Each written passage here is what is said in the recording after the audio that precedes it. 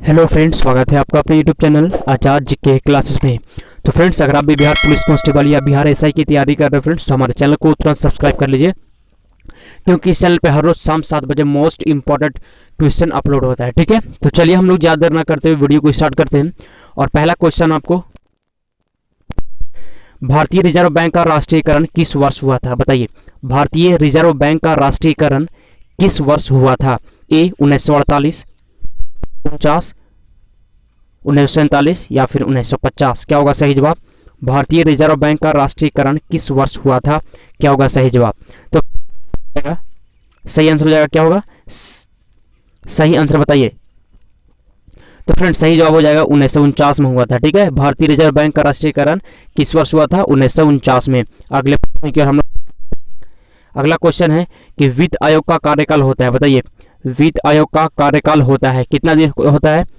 10 वर्ष, 5 वर्ष, 6 वर्ष या फिर 3 वर्ष? वित्त आयोग का कार्यकाल होता है। क्या होगा सही जवाब?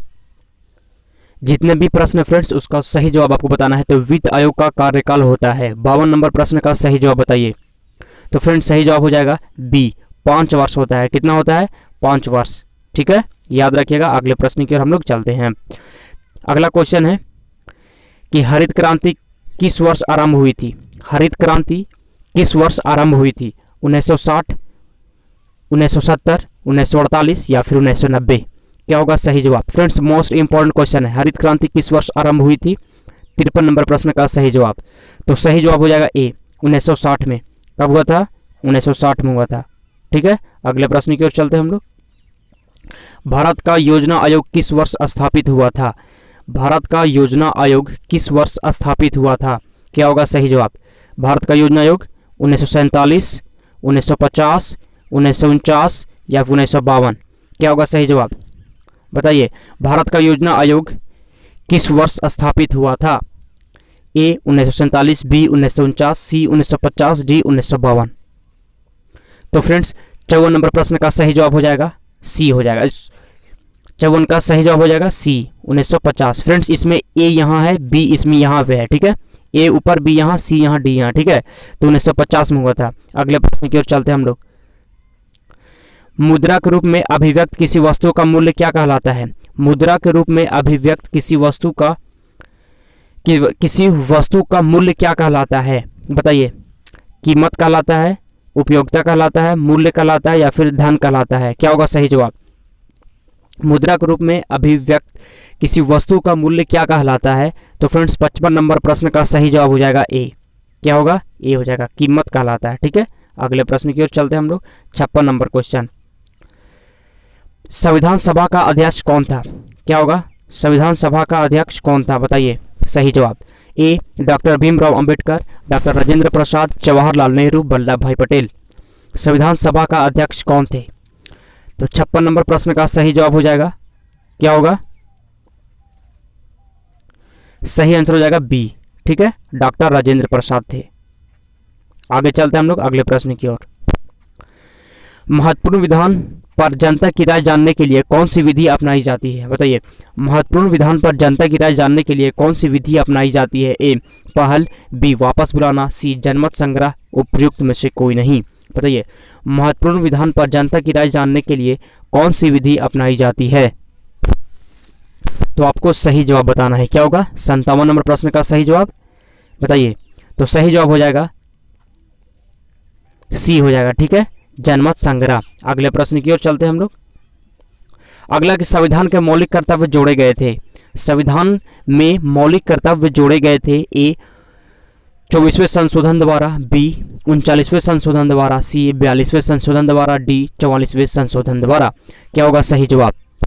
फ्रेंड्स, जितने भी प्रश्न हैं मोस्ट इंपॉर्टेंट आपके एग्जाम के लिए, और हर रोज अभी से लेके आपके एग्जाम तक हर रोज आपको मोस्ट इंपॉर्टेंट प्रश्न मिलता रहेगा, इसलिए हमारे चैनल को अभी के अभी सब्सक्राइब कर लीजिए। ठीक है,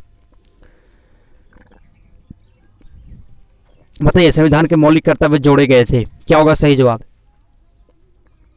तो सही जवाब हो जाएगा, क्या होगा? सी हो जाएगा। ठीक है, 42वें संशोधन द्वारा।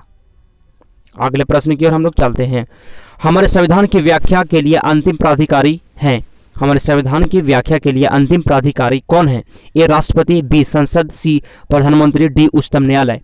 क्या होगा सही जवाब? क्या होगा सही जवाब?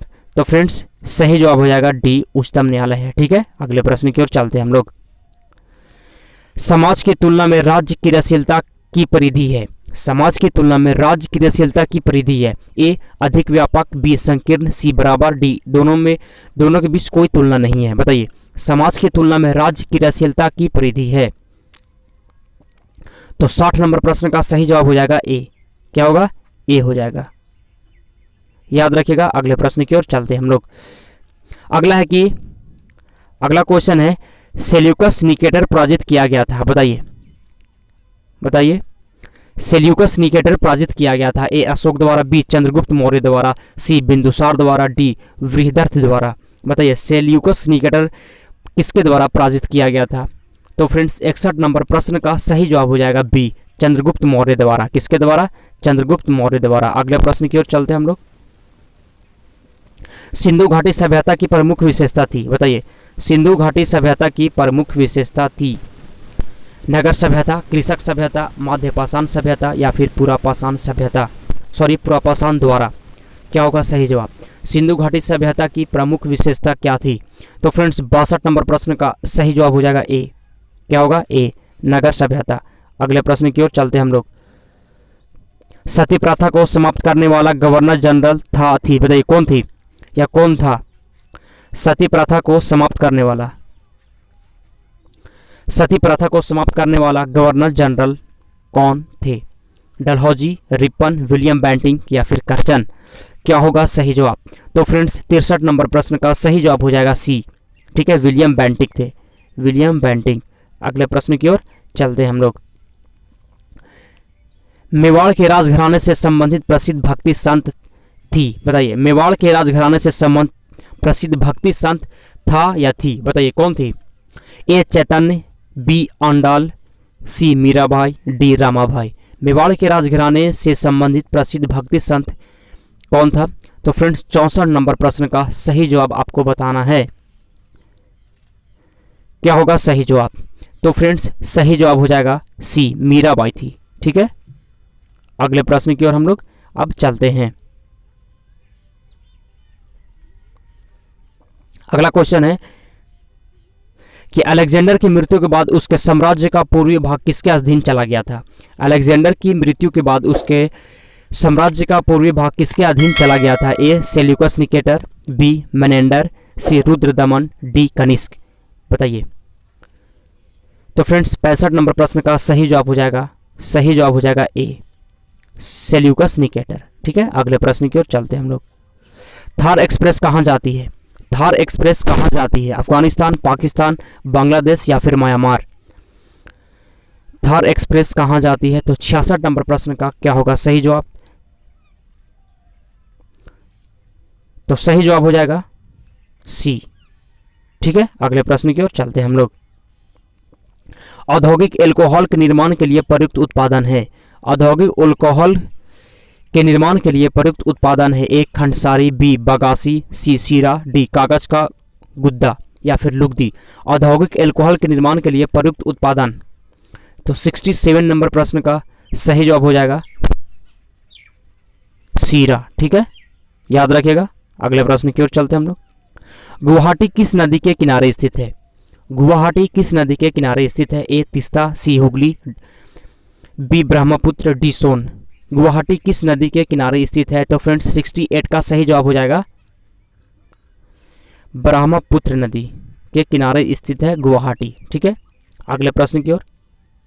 कंचनजंगा स्थित है नेपाल में, सिक्किम में, पश्चिम बंगाल में, हिमाचल प्रदेश में। क्या होगा सही जवाब? कंचनजंगा कहाँ स्थित है? तो 69 का सही जवाब हो जाएगा सिक्किम में स्थित है। ठीक है, सिक्किम में स्थित है। अगले प्रश्न की ओर।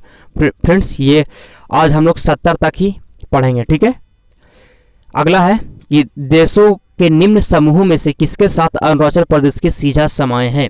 कौन कौन से देश के साथ अरुणाचल प्रदेश की साझी सीमाएं हैं? ए भूटान, बांग्लादेश और चीन, म्यांमार, बांग्लादेश और चीन, भूटान, चीन और म्यांमार या फिर भूटान, बांग्लादेश और म्यांमार।